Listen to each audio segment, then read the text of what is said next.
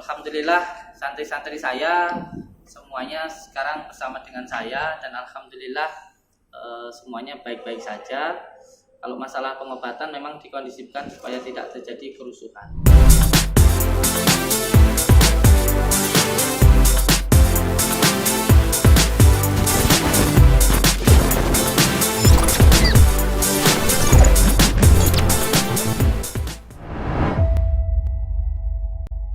Halo Selebtubers, balik di channel yang paling hits dan kekinian, Selebtub TV.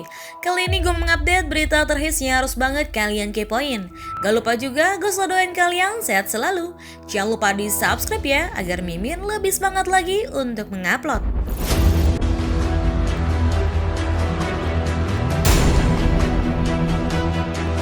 Sejak viral di media sosial lewat video pengobatannya dibongkar oleh pesulap merah, nama Gus Samsudin kini mendadak terkenal. Pria yang memiliki padepokan di Blitar ini mengaku geram.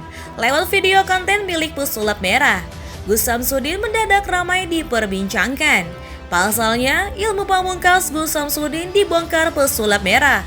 Lewat mengunggah ilmu Kulhugeni di YouTube, Gus Samsudin kerap mengobati pasiennya yang tak terlihat biasa atau di luar nalar manusia.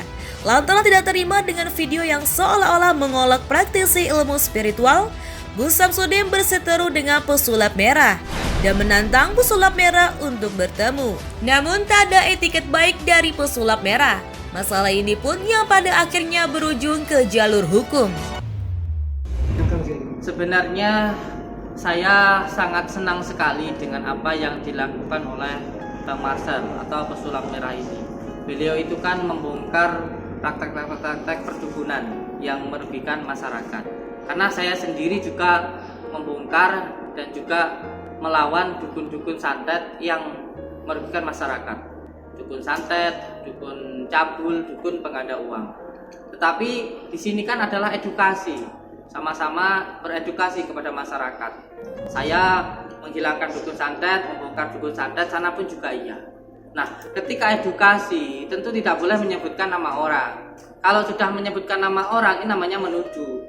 Dan kalau menuduh itu harus bisa membuktikan. Kalau tidak bisa membuktikan, ini jatuhnya fitnah.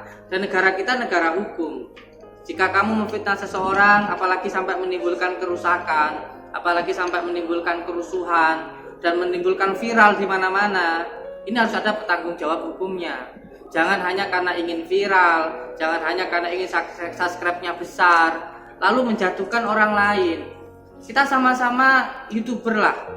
Semua orang sudah tahu kita sama-sama berkreasi di YouTube. Maka berkreasilah yang baik. Munculkan kreativitas kita yang paling baik, yang paling bagus. Jangan menjatuhkan orang lain. Nah inilah ketika kita memahami sebuah keadaan, itu harus dipahami secara kafah. Jangan hanya setengah-setengah. Diperlihatkan enggak ketika beliau datang, ketika itu langsung menghadap ke security saya dan menyatakan mana Samsudin. Nah setelah itu dikatakan Samsudin di dalam, suruh Samsudin keluar. Nah beliau ini datang tetapi tidak mau masuk, tetapi meminta pemilik rumahnya untuk keluar. Seperti ini bagaimana coba? Sama datang ke rumah orang nggak mau masuk tapi orangnya suruh keluar. Sedangkan waktu itu di dalam saya sedang melakukan pengobatan. Waktu itu di dalam saya sedang melakukan ruqyah. Nah, ketika saya disuruh keluar kan saya nggak bisa. Saya sedang melayani pasien-pasien saya. Ketika saya keluar sudah terjadi keributan di luar. Sudah ribut dengan kepala desa. Karena sudah ribut dengan kepala desa, saya berusaha untuk menemui pesulap merah, tapi sama kepala desa dilarang. Nanti terjadi keributan. Akhirnya saya memaksa untuk bertemu dengan pesulap merah. Saya bisa bertemu. Tetapi ketika bertemu saya katakan, ayo kalau mau pembuktian, kalau mau pembuktian santet ya ayo ikut masuk ke dalam. Nanti lihat proses ruqyahnya, proses pengobatannya. Nanti bisa diketahui secara langsung. Atau kita datang langsung kepada orang yang terkena santet.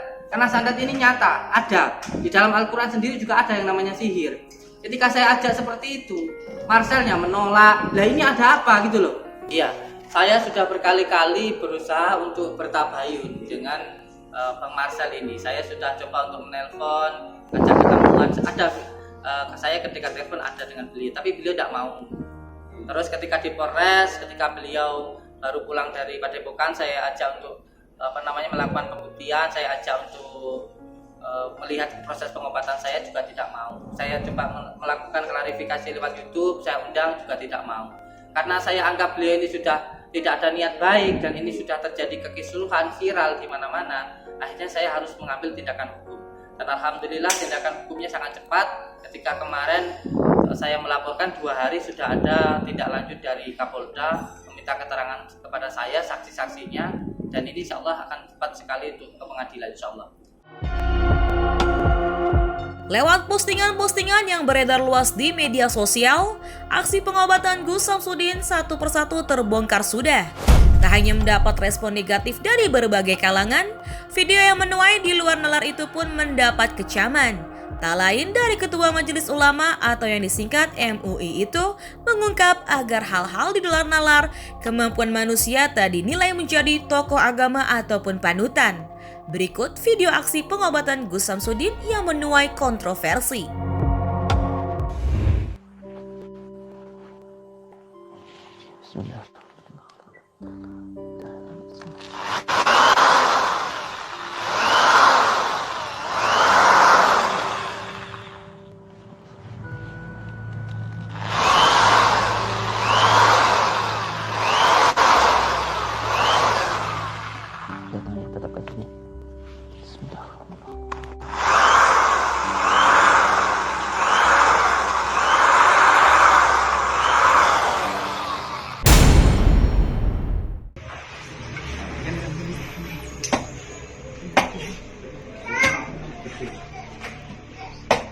Rahasianya adalah nih lihat, ini sebenarnya ini dicongkelin guys, dicongkelin bagian sininya, ya, dicongkelin dan ini bisa dibuka tuh.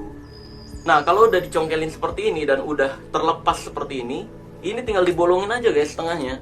Nih boleh pakai gunting ya, dibolongin tengahnya nih, dicocok aja. Kalau dukun-dukun biasanya paku, silet dan sebagainya, masukin lewat sininya nih guys.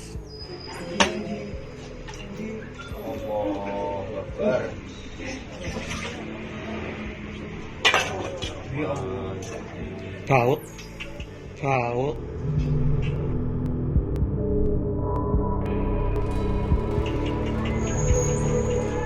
Hanya ciri-ciri pertama, kenapa dukun-dukun yang pemindahan penyakit ke kelapa ini atasnya ada ini, ya, nih ada atasnya ini, karena ini adalah salah satu rahasianya guys.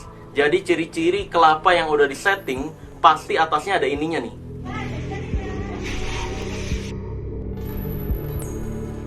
Tinggal dilem aja di bagian samping-sampingnya, jadilah kelapa yang ada isinya.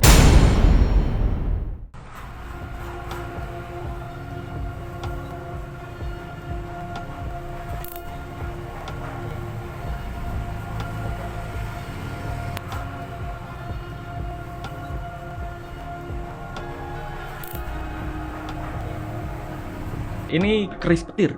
Keris petir. Iya, kayak ini bisa kalau kata dukun tuh buat pembersihan. Widih. Kalau dukun itu biasanya makainya yang ini, Master.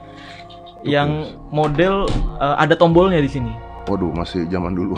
Iya, ada tombolnya. Itu untuk nutupin tombolnya di ini diikat kulit. Pakai kain putih. Kain putih.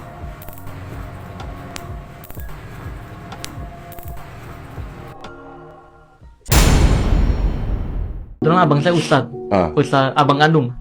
Ya, tentang penyakit ini sebenarnya di zaman Rasul juga pernah ada.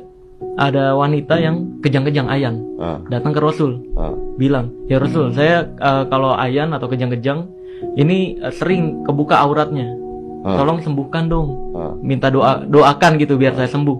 Nah, Rasulullah Shallallahu Alaihi Wasallam di sini nggak langsung, oke, saya doakan, enggak. Rasul memberikan pilihan. Saya punya pilihan.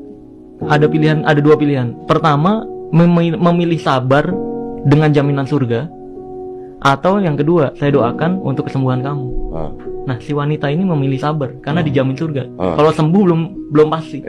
Nah, dari kejadian tersebut itu membuktikan bahwa sebenarnya penyakit itu bisa jadi diturunkan untuk mengurangi dosa si manusia tersebut. Jadi memang takdir yang sudah ditentukan. Kalau kita udah ikhtiar untuk berobat, kayak makan makanan yang herbal, obat-obat herbal ya, atau obat dokter dan nggak sembuh juga, mungkin memang Allah Azza wa Jal menurunkan penyakit tersebut untuk mengurangi dosa. Jadi yang memang ya kita bisa ambil dari pelajaran kita itu, sabar aja. Kalau gua ngambilnya beda nih. Apa? Kalau gua ngambilnya gini, kalau lu mengatakan sakit itu bisa saja karena untuk mengurangi dosa. Iya. Oleh karena itu jangan nambah dosa, malah ke dukun. Nah itu dia, betul. Itu Kan makanya. jadi musyrik habis itu. Iya. Saya ini nama asli.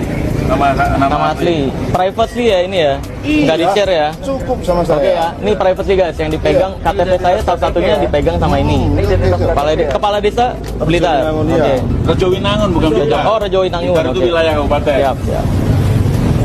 Terus foto sama saya. Nanti Ya. saya menjaga apa? Menjaga kerahasiaan. Privacy. Oke. Iya. Yuk. Udah. Terkhusus untuk si Harisianto itu nanti akan ada laporannya. Untuk waktunya akan saya serahkan kepada kuasa hukum saya. Gitu. Haris Setianto itu nama KTP-nya Marcel yang ditunjukkan kepada saya. Kalau teman-teman YouTube tahu kan waktu saya lihat itu, saya melihat dan saya baca dengan saksama namanya Haris Setianto, alamat Tangerang. Itu Marcel. Ayatul munafiqi salatun. Sifat orang munafik itu ada 3. Idza haddatsa kadzaba. Kalau bicara dusta. Wa idza wa'ada akhlafa. Kalau dia berjanji ingkar janji. Wa idza tumina khana. Kalau dia diberikan amanah dia khianati. Nauzubillah. Orang munafik ini letaknya di mana? Innal munafiqina, orang-orang munafik fid darkil asfal. Di level yang paling bawah, neraka yang paling bawah, yang paling panas, paling bawah. Nauzubillah.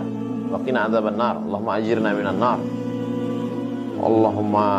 Allahumma sallimna wa sallimil muslimin min. Wahai para gaib, seorang makhluk yang bernama Marcel Radipal, dia merendahkan dukun. Katanya dukun, kalau nggak cabul ya nipu. Semuanya aku serahkan kepada kalian ya gaib, ya gaib. Marcel Radipal sudah seperti hakim kepada makhluk lainnya. Alhamdulillah santri-santri saya semuanya sekarang bersama dengan saya dan alhamdulillah semuanya baik-baik saja. Kalau masalah pengobatan memang dikondisikan supaya tidak terjadi kerusuhan. Masalah katanya Ditutup. Iya, ditutup gimana Gus?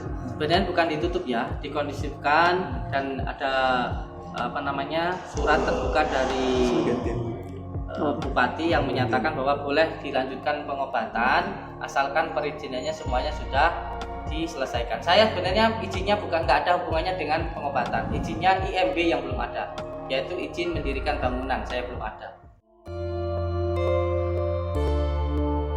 Ini peringatan untuk kita semua ya guys, agar lebih berwaspada terhadap pengobatan yang mengatasnamakan agama. Sekian dulu videonya, kalau suka langsung aja di like, di subscribe, dan kalau suka videonya boleh banget di share.